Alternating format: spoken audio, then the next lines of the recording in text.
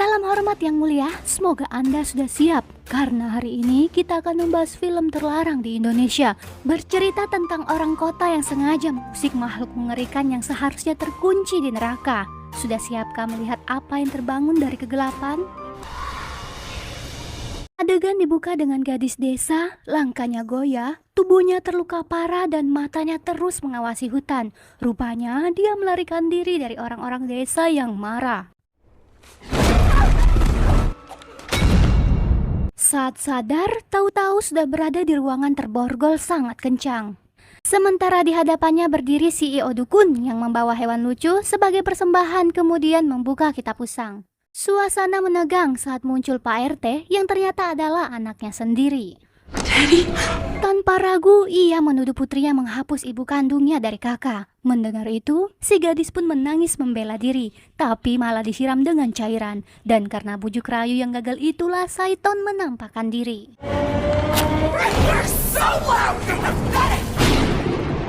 Sontak warga desa langsung menggelar ritual yang mengerikan untuk menyucikan jiwanya. Dan film pun benar-benar dimulai. Singkat cerita, David dan pacarnya Natalie baru tiba di kabin terpencil. Mereka disambut Olive yang kini jadi perawat dan Eric juga sukses jadi guru STM. Suasana sempat hening, sampai akhirnya Eric bilang Mia mengudut di belakang. Hey, Mia. Charming liar. Mia adiknya David seorang pecandu. Itulah alasannya mereka jauh-jauh datang dari kota demi membantu Mia.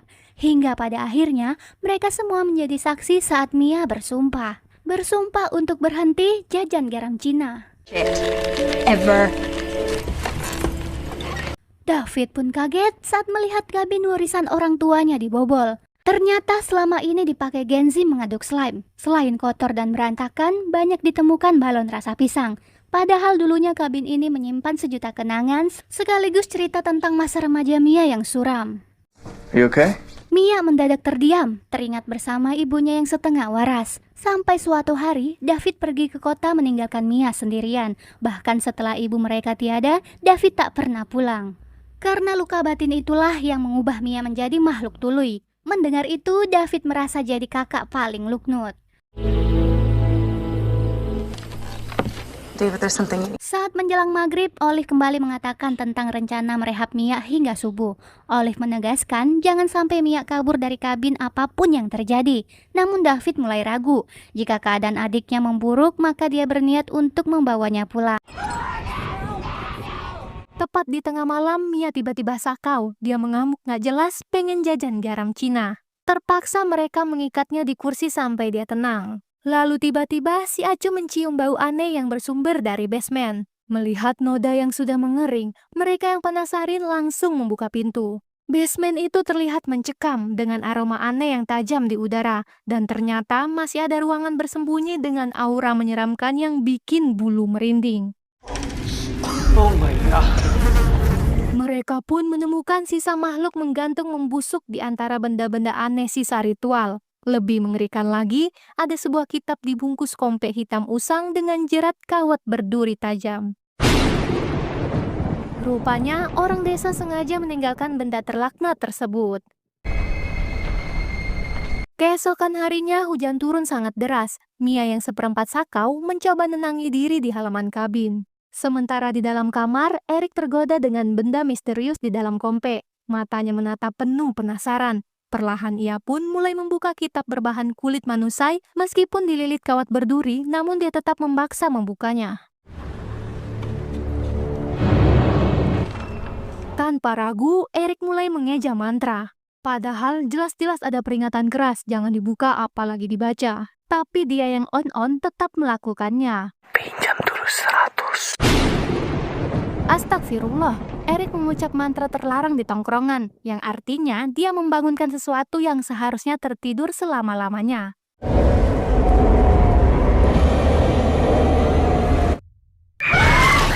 Mendadak Mia melihat Mak Kunti berdiri di antara pepohonan, memanggil namanya dengan suara yang bikin lutut mau resign. Dalam ketakutan, Mia langsung berlari ke kabin. Ia menyuruh teman-temannya segera pergi, tapi tak ada yang peduli, karena mereka pikir Mia cuma mengadi-ngadi cari alasan biar bisa pulang. Come on, David. Putus asa dan ketakutan, Mia nekat mencuri kunci dan kabur lewat jendela berharap bisa selamatin dirinya sendiri. Tapi pas di tengah jalan,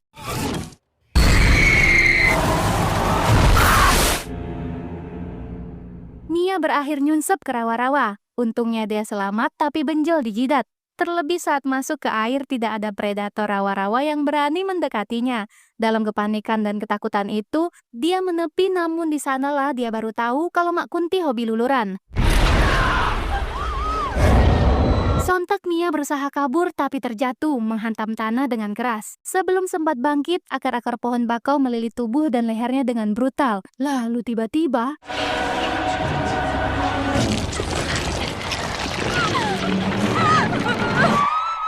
oh my god! Cacing goib masuk ke dalam tubuhnya, entah lewat mana, yang jelas bukan jalur resmi. Tak lama berselang, mereka menemukan Mia dalam keadaan linglung, lalu membawanya kembali ke kabin. Keadaan pun memuncak saat David ngotot mau membawa Mia pulang, akan tetapi Olive menahannya. Karena menurutnya, semua kelakuan aneh Mia cuma gimmick, mencari sensasi biar bisa pulang. Saat melihat David, Mia memperingatkan tentang penampakan Mak Kuntil seolah-olah ini merupakan pertanda buruk dan Mia yakin semua orang dalam bahaya. Hingga sampai detik ini, makhluk mengerikan itu masih membayanginya, bahkan berdiri di antara mereka, tapi David tak melihatnya.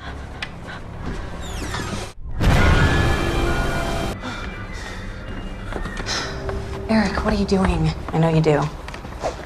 Sementara itu, Eric kembali membuka kitab iblis. Matanya langsung tertuju pada gambar akar-akar bakau yang melilit korbannya hidup-hidup, persis seperti yang Mia ceritakan. Di halaman selanjutnya ada gambar seorang wanita mandi air mendidih, tapi entah apa maksudnya. Di sisi lain, David membersihkan bangkai sisa ritual di basement. Saat membuangnya ke tong sampah, ia menemukan noda segar persis di depan gudang. Setelah ditelusuri, noda itu mengarah ke lubang biawak yang tembus ke gudang.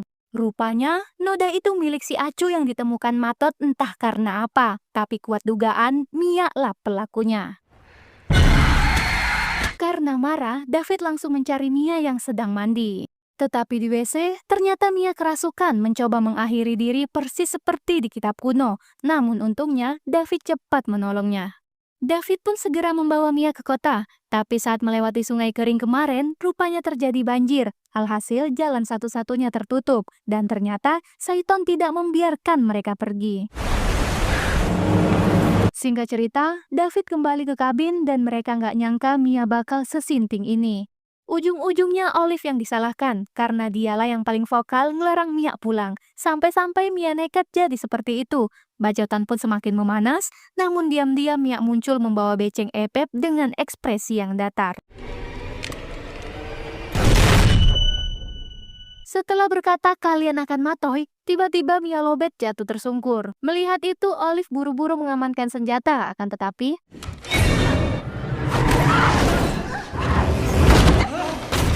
untungnya Olive menang gelut, berhasil membuang Mia seperti sampah. Melihat mata Mia yang berubah, Eric menduga Mia kerasukan jin terkait dengan ritual yang mereka temukan di basement, tapi nggak ada yang percaya. Sementara itu, Olive pergi ke WC buat ngambil suntikan, namun kejadian aneh pun mulai terjadi.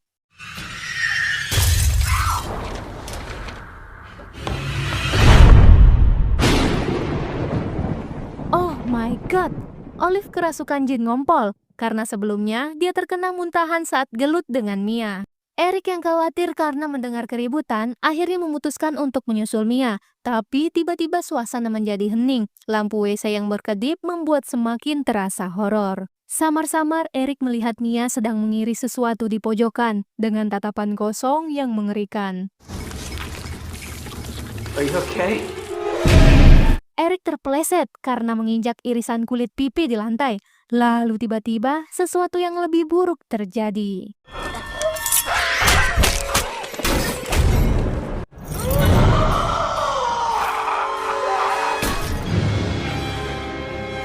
Singkat cerita, David merawat Eric yang terluka parah. Eric menjelaskan kemarin dia membaca mantra pinjam 100, yang mungkin saja memanggil makhluk tak kasat mata. Yang pada akhirnya, makhluk itulah yang merasuki Mia dan Olive. Tapi David yang sok rasional nggak percaya omongan Eric.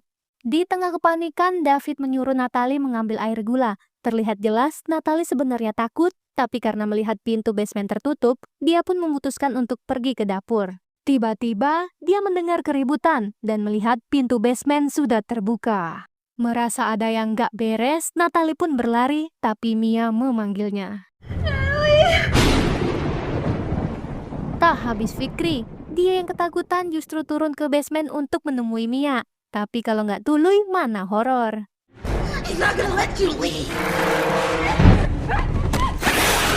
Entah berapa lama, tapi saat Natalie sadar dari pingsan, dia melihat sosok gelap merangkak mendekatinya dengan aura yang sangat mengerikan. Sosok itu tampak berbeda dari Mak Kuntil yang sebelumnya. Lalu tiba-tiba,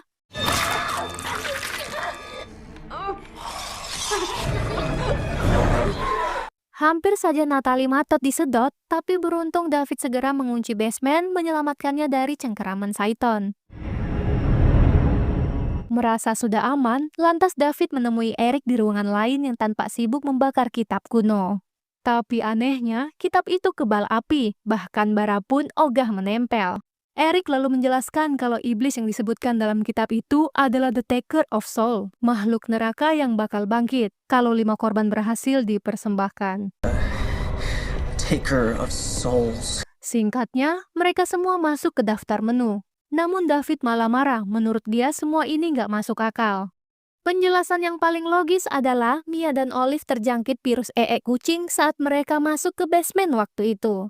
Mendengar teori itu, Eric langsung marah, ditambah David yang kepala batu. Be dead by then! Di sisi lain, Natalie yang berada di dapur merasa tangannya makin parah. Ternyata ada infeksi goib yang menjalar dan perlahan mengubah lukanya menjadi sesuatu yang jauh lebih mengerikan. Astagfirullah, infeksinya menyebar dengan cepat hingga lengan Natalie mulai membusuk. Merasa semakin parah, dia segera mengambil pisau dan memotongnya, meski dengan wajah penuh rasa sakit dan ketakutan.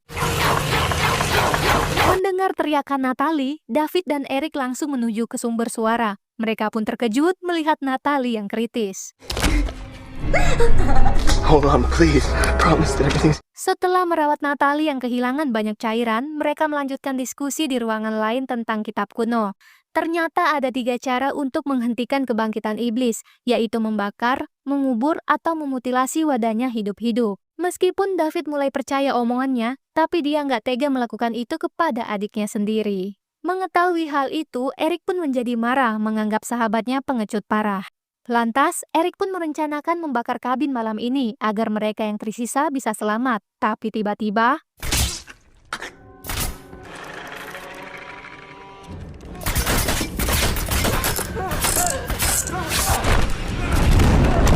dikira sudah berakhir, tapi saat David akan mengamankan beceng Epep, Natalie menghilang entah kemana.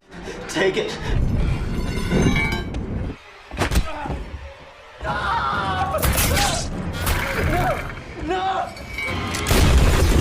Tiba-tiba Natalie kembali sadar setelah apa yang terjadi kepadanya dan kondisinya sangat memprihatinkan. Cairan mengalir membuatnya semakin lemah. Alhasil, tak ada yang bisa dilakukan lagi selain menunggu waktu. Come on, man. Here we are. Merasa keadaan semakin gawat, David segera mengamankan Eric yang kritis. Dia menyuruh Eric bertahan sebentar karena David bertekad mengikuti saran sahabatnya itu. David yang murka karena Natalie, akhirnya memutuskan untuk membakar bersama dengan kabin peninggalan orang tuanya sebagai cara terakhir untuk mengakhiri teror yang seolah tak berujung. Akan tetapi, iblis tahu niat David. Dia mulai mempengaruhinya dengan lagu tembang kenangan. Mendengarnya, hati David pun mulai goyah, yang pada akhirnya mengurungkan niat untuk membakar kabin. Entah apa yang dilakukan David, dia malah repot-repot menyiapkan alat dan menggali tanah untuk Mia. Seandainya saja dia langsung membakar kabin, semua akan cepat berakhir.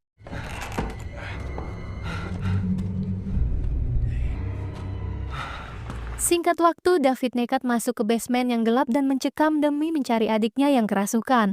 Lalu tiba-tiba,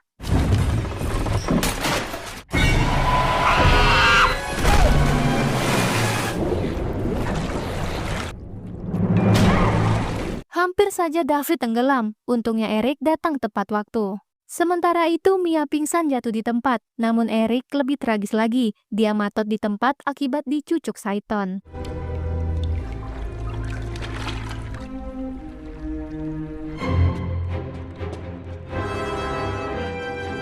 Singkat waktu, ternyata David menguburnya hidup-hidup. Menurutnya metode ini lebih hewani ketimbang membakar. Mengetahui rencananya, lantas iblis pun berusaha mempengaruhi David dengan mengungkit rasa bersalahnya yang dulu pernah melantarkan adiknya tersebut. Namun kali ini David tidak bergeming.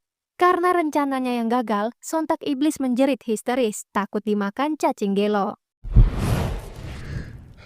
Hingga beberapa lama, David kembali membuka kuburan Mia. Rupanya dia sengaja membuat adiknya seolah meningsoi untuk mengocek iblis agar meninggalkan jasad tersebut.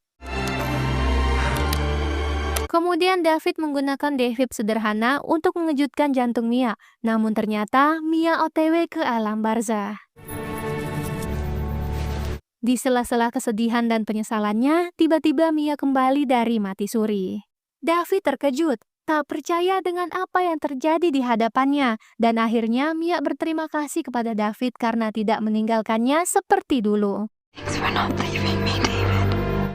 Singkat cerita, David dan Mia berencana pulang, namun saat mengambil kunci mobil dan kenangan di kabin, tiba-tiba...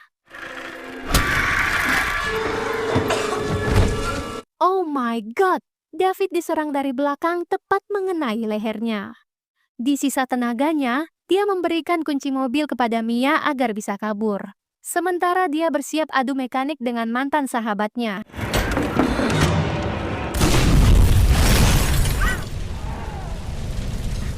Ternyata David mengorbankan diri demi Mia. Hingga tak lama berselang, tiba-tiba langit menangis darah, menandakan iblis The Taker of Soul akhirnya bangkit dari neraka.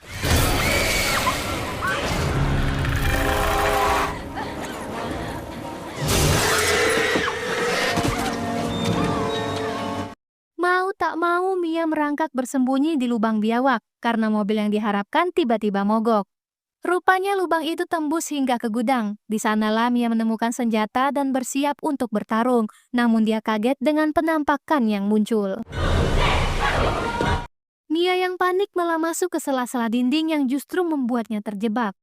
Namun di balik kesulitan pasti ada kemudahan.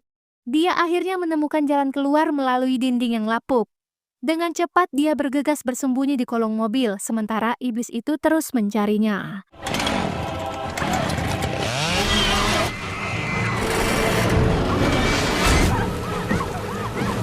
Astagfirullah, tangannya kejepit.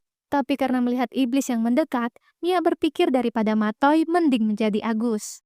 Dengan tekad kuat, dia pun berusaha melepaskan diri meskipun rasa sakitnya semakin menjadi-jadi.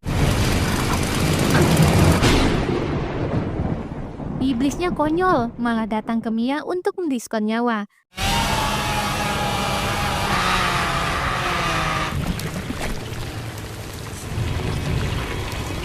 Dan akhirnya, iblis The Taker of Soul yang bikin semua orang buntung dipaksa balik ke neraka. Namun kitab kuno tetap abadi, tak bisa dimusnahkan, karena benda itu sebenarnya menunggu kamu datang untuk mengambilnya. Dan film pun berakhir.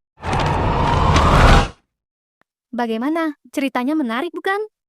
Yang Mulia pasti bingung kenapa iblis The Taker of Soul bisa bangkit dari neraka, padahal jiwa yang dipersembahkan baru 4 orang. Itu karena Yang Mulia lupa, di awal film Ibu Si Kembang Desa sebenarnya menjadi yang pertama dipersembahkan. Jika tak percaya, tonton ulang sekali lagi. Kalau Yang Mulia menikmati cerita horor brutal, jangan lupa like, komen, dan subscribe biar nggak kerasukan kayak Mia.